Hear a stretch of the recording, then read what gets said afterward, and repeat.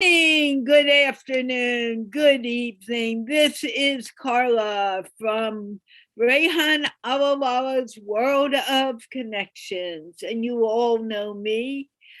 And I have the honor of interviewing Esther Wojcicki right now, who is the mother of the CEOs of both 23andMe and YouTube. And I am so excited to be able to talk to her and to interview her. This is an honor for me.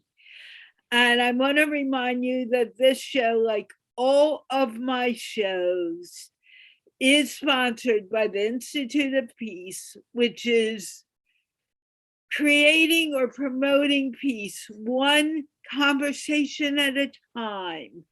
And Esther is my conversation today for the Institute of Peace. Very, very exciting. Esther, will you please introduce yourself and tell me if I said your last name correctly? Well, thank you for the opportunity. And you almost said it correctly. It was pretty good, Carla. So so I think I don't really need to correct it, but I'll just tell everybody it's Wojcicki. Just think about saying whoa to somebody that's jet skiing and you probably have it down. So I am a teacher. That's probably the number one thing I've done in my life for the longest period of time. And also a parent, which is also the other thing that I spent most of my time doing. And I feel very fortunate that I was able to be a teacher for 40 years. Well, actually might have been more than 40 years. That was officially 40 years. And today I am the co-founder of a company called Tract.app, TRACT.app, where we're trying to empower students as much as possible, give them an opportunity to do what they're interested in doing online, in school, at times when there's sort of downtime for the class, which as a teacher, I know there's a lot of downtime. And so this gives students an opportunity to be independent, think, be innovative, and we're targeting specifically teachers in classrooms. So if you're a teacher listening to this and you teach students grades 4 to 8, I'd be delighted to help you. And if you teach grades 9 through 12, your students can be creators. Yes, creators, very exciting.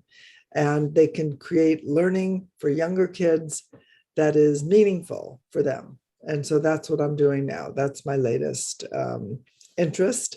I'm also working with the University of California, Berkeley School of Engineering, where we're teaching engineering in third world countries around the world.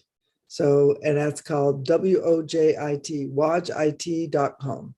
So you're welcome to check that out as well. Those are my two major focuses at the moment. Besides, of course, my family and, my grandchildren and grandchildren. Yes, of course, I have grandchildren. Yes, very, very super cute. It's hard to resist them because when you're so cute, you just ask for something and people just sort of fall all over themselves giving it to them. So yes, that is very super fun. And the nice thing about a grandchild is that you can give them back. You don't have. Oh my God, that is so great. I know. You get to keep them for a couple of hours, and then when they become a little bit ornery, you're like, oh, time to go home. Or time to leave. Yeah, time to leave. I have another appointment, sorry, and I'm going to be leaving right now. Sorry. Yeah, that works. And your daughter looks at you like, oh no, Mom, don't leave yet. Don't leave now. Yeah. Leave in an hour or two. Right. Oh, it's very effective. I really enjoy it. Now, I am very interested. Your kids have accomplished quite quite a lot in their lives. So as a mom, did you do a lot of homeschooling? How did you train your kids, teach your kids?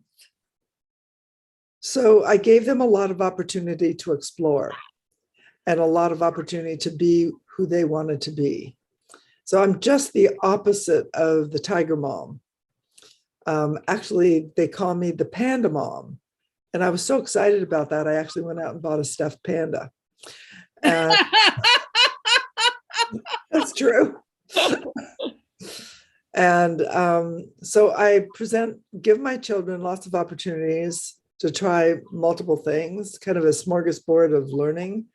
And then whatever they're interested in, I help them, whatever they are interested in learning. So for example, when they were younger, they were very into sports and they were into swimming. So this was not exactly simple for me because their swim team met every day from 4 to 7. So smack in the middle of dinner. So I neither could make dinner, I couldn't do anything. And of course, when they were done swimming, they were starved. And so it was a little bit of a challenge. But yes, I let them all be part of a swim team and they loved it. And, you know, they had other interests. Susan was very interested in art, and Janet was very interested in math, and Anne was interested in ice skating. So, you know, as a mother, this put me like in 3 different places at the same time. So it was a little bit of a challenge. But, you know, I always loved being a parent. It was kind of exciting. And so I devoted my entire existence to that until, of course, I went back to teaching, at which point I devoted most of my energy there. When you were teaching, what age group did you teach? I've always taught high school. Sometimes I taught elementary school. When my kids were in elementary school, I had a special after-school program for the kids at the school where I was teaching writing. That was fun. And that was grades 4, 5, 6. And I just did it after school. And anybody who wanted to come could come. And turns out a lot of kids wanted to come. So I was like, okay, we'll have a good time. We're writing. I could imagine kids wanting to hang out with you. And I assume you read a lot of books to your kids. So that's the other thing I did. When they were small, I spent a lot of time reading books to them. You're right, Carla. Yeah, our routine consisted of going to the public library once a week. And we would return the books we got last week and we get the new ones every week. It was on Saturday. And we had a little container where you put the books after you read them, and then we return them, and then we get new ones. It was fun. So, you know, all these people that spend all this extra money on doing things to entertain their kids, by the way, this is free. Works really well. And not only is it free, it gives the child a love for learning and a love for reading. I remember teaching in an elementary school, special ed kids. And my first year that I was at the school, which I loved dearly, I had a child who refused to read. And as a special ed teacher, I was able to do whatever I wanted to get her to do what she wanted. And I brought in books on horses. On horses?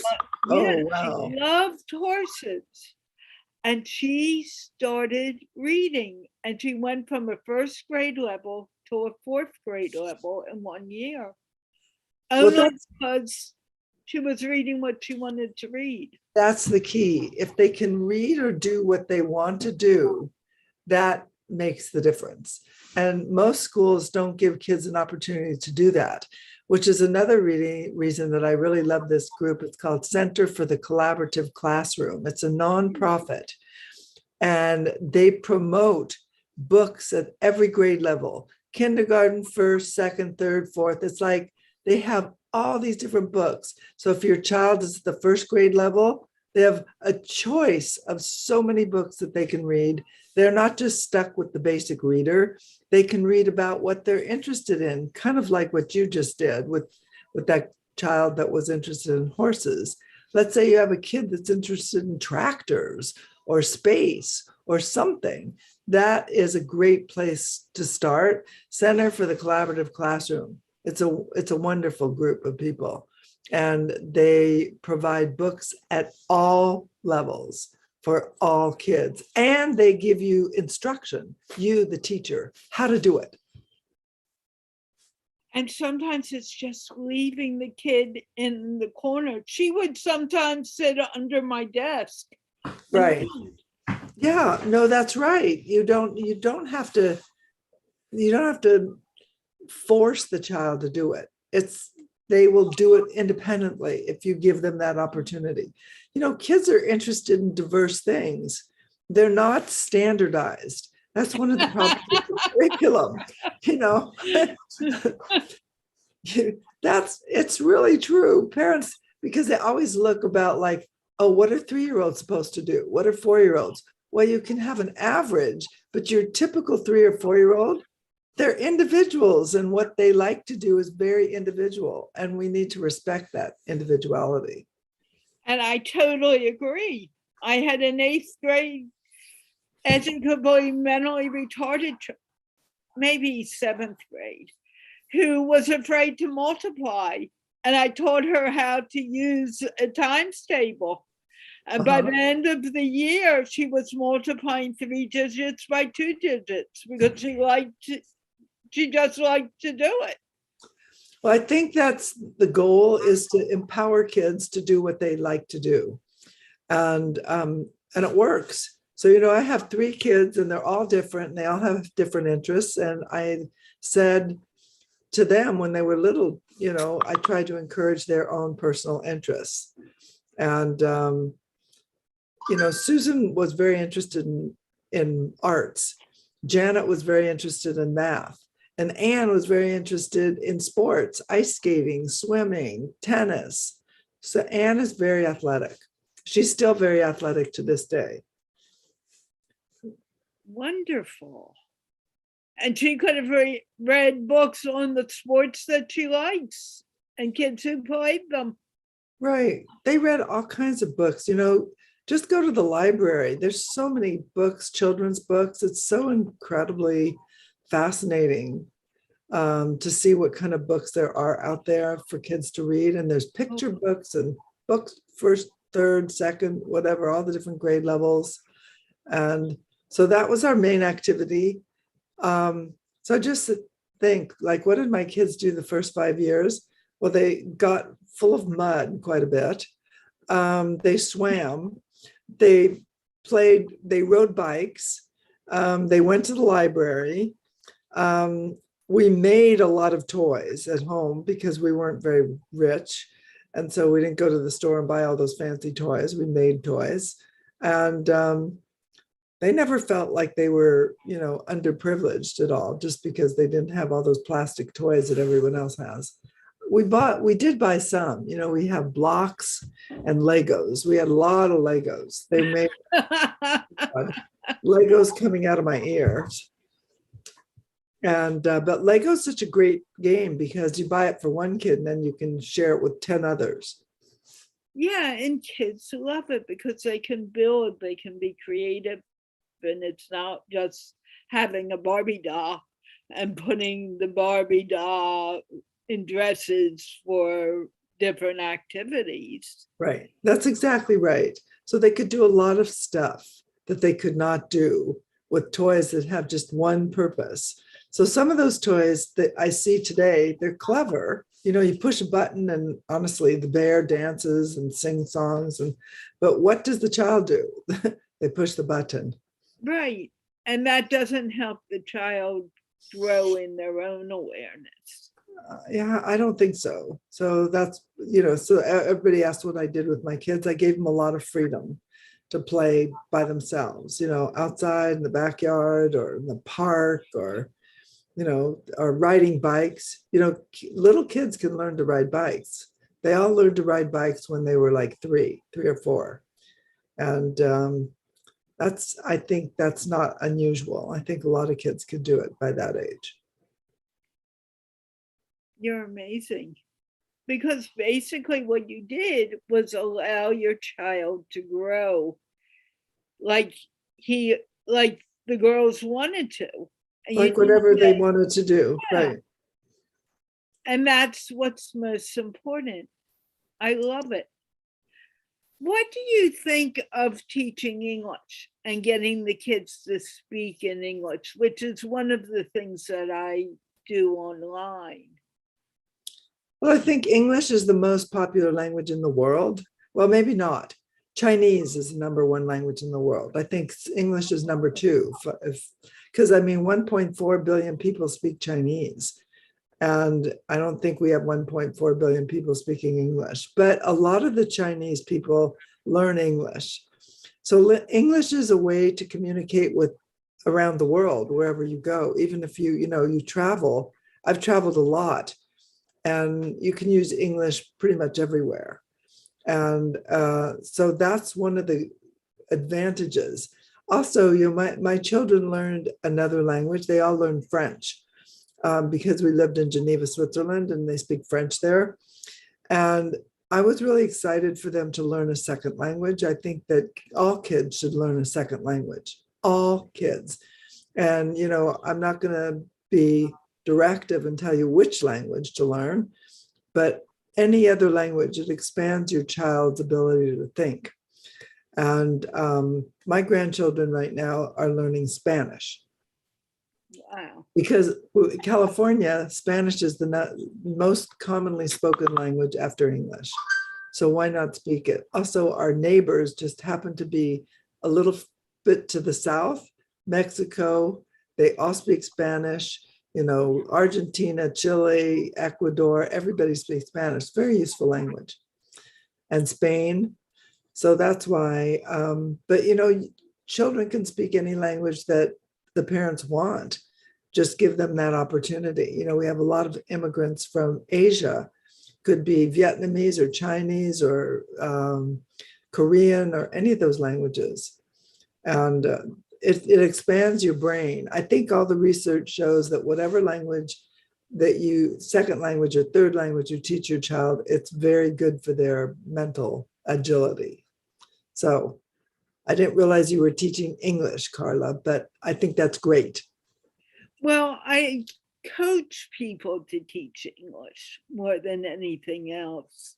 Mm-hmm. So people come to my show or come to me and say, hey, I want to improve my English speaking. My English is very weak. And I'm like, but you just said it beautifully. What do you mean it's weak? You need that practice. You need that experience. They just need practice. Most people are afraid to speak another language for fear of being laughed at. And so that's why little kids are really good at it, because they don't care what everybody thinks. They just are used to, tripping when they walk and making mistakes.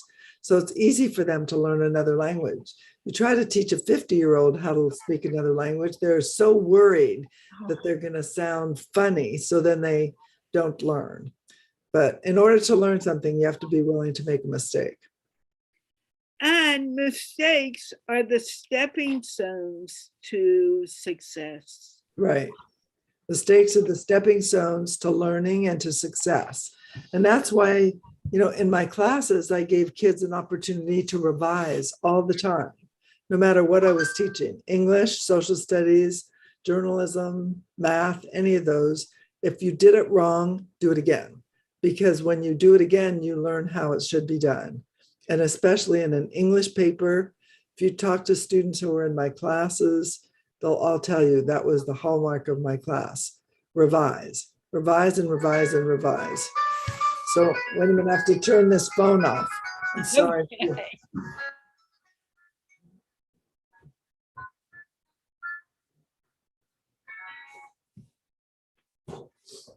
Sorry. Okay, I'm back. Phones are everywhere. They are ubiquitous. Now, define ubiquitous for our audience. Ubiquitous basically is a word that means everywhere. It's all over the place. Phones, there are now more cell phones in the world than people. More, and some people have 2 and 3 cell phones. Can you believe that? 2 and 3 cell phones. So clearly they're addicted. And that's a problem, I think, in this day and age. Yes, use your tool.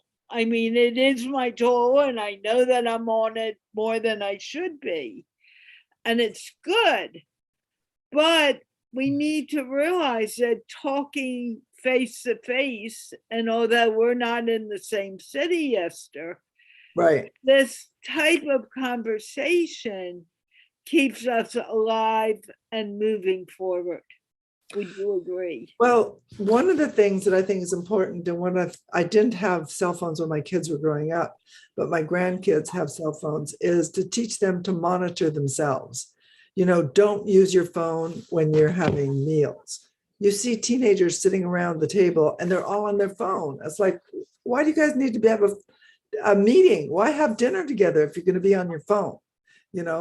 So there are rules that they need to understand, and they can come up with them themselves about cell phone usage, not all the time. It's a resource. If you want to find out something about like who's the president of France right now, you can look it up on your phone, which is very useful. But, you don't want to be on your cell phone 24/7. It's not good for your health or your eyes or your mind. And also, if you're in a social environment, you don't want to be on your cell phone the whole time. Right. No. So in my classes, my students came up with their own rules for using cell phones. And one of the reasons I did that is because when they come up with their own rules, they stick to them. Yeah. It's very easy. So they should have more of those. And I think that that's needed in education all over the world. More understanding of each other, which comes from letting the kids create what they want to see. Yes, that's right. I think you're absolutely right on that. Giving the kids more of an opportunity to participate. Actually, it's called democratic education. There's a guy in Israel that has a whole group of schools called democratic schools. And there's actually a couple of people that are doing this democracy in schools. And what I was doing without the name democracy in school is I basically was teaching in a democratic way, which meant the students had a lot of input. And in most classes, it's autocratic, not democratic, where the teacher dictates the rules and the kids have to follow it. And I think democratic education is probably more effective. I agree, but what happens when you have kids coming into your classroom who are used to autocratic and being told, you don't do this, you don't do that. And if you sit in your seat and you're real good for the next 20 minutes, then you may get to do X, Y, and Z. How do you switch a child from that type of teacher to the teacher that you were talking about, the democratic? Well, to be honest, it is when kids first come into the classroom, they're kind of shocked, to be honest. And so the first 2 to 3 weeks, I behaved like an autocratic teacher, dictating.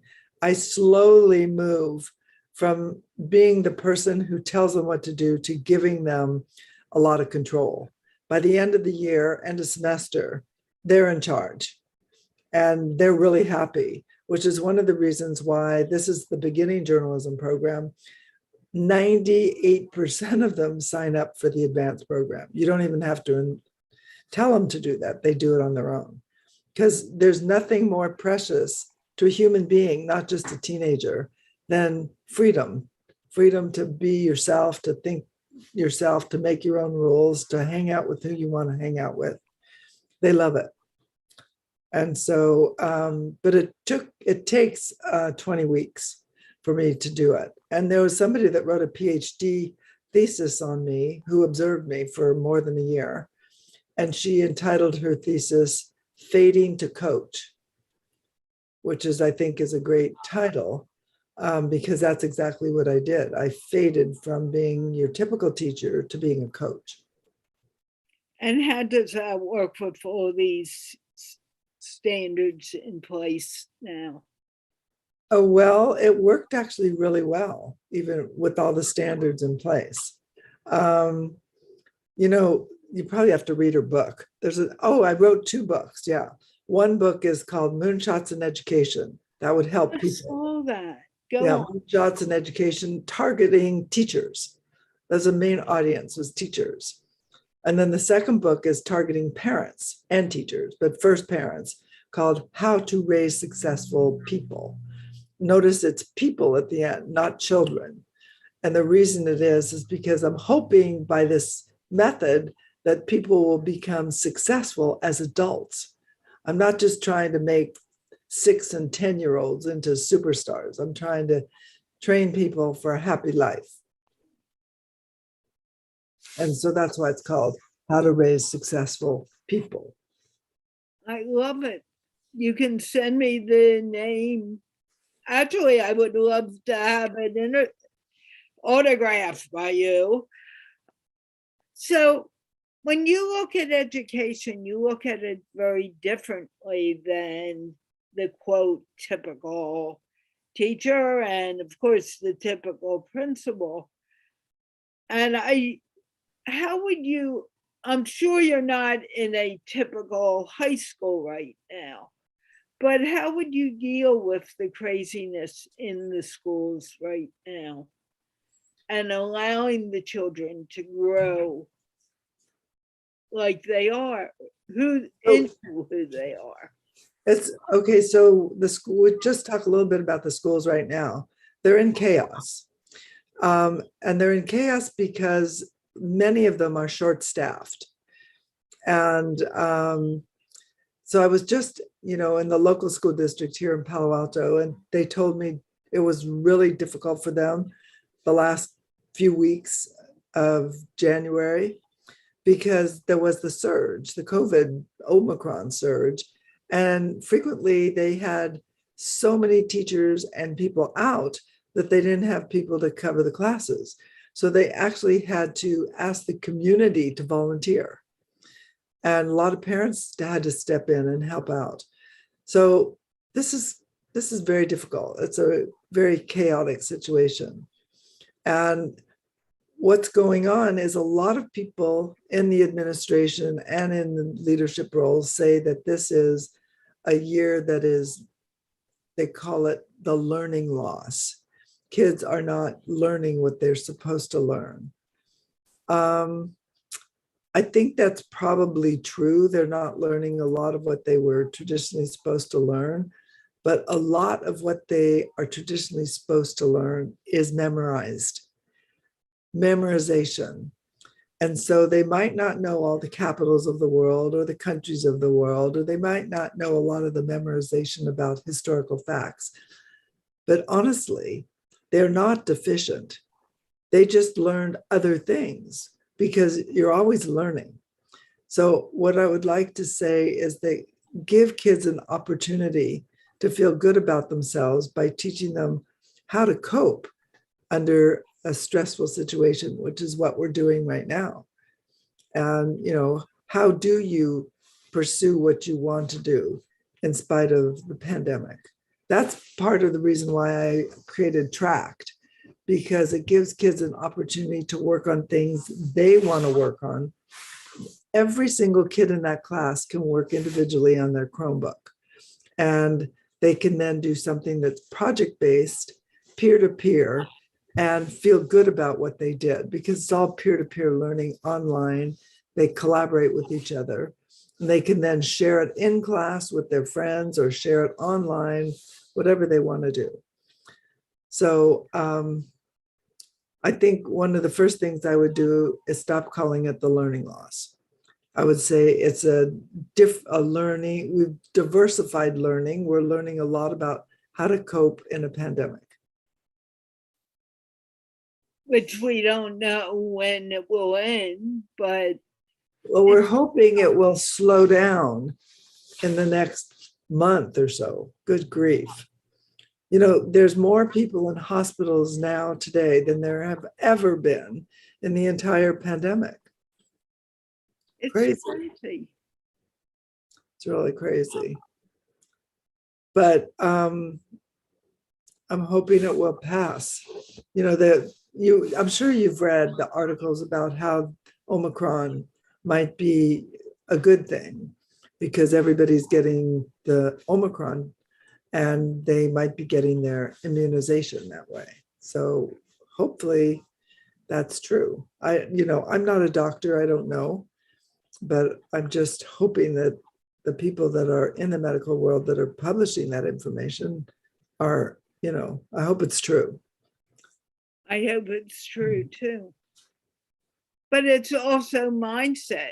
If you think you're going to get sick and you keep on saying, I don't want to get COVID-19 or Omicron or any of that, you keep thinking about it, it comes to you. I think your mindset is really important. And that's why I said that the mindset of the kids should be more that they developed a lot of skills in the pandemic, a lot more than they would have ever developed if they just sat in a classroom.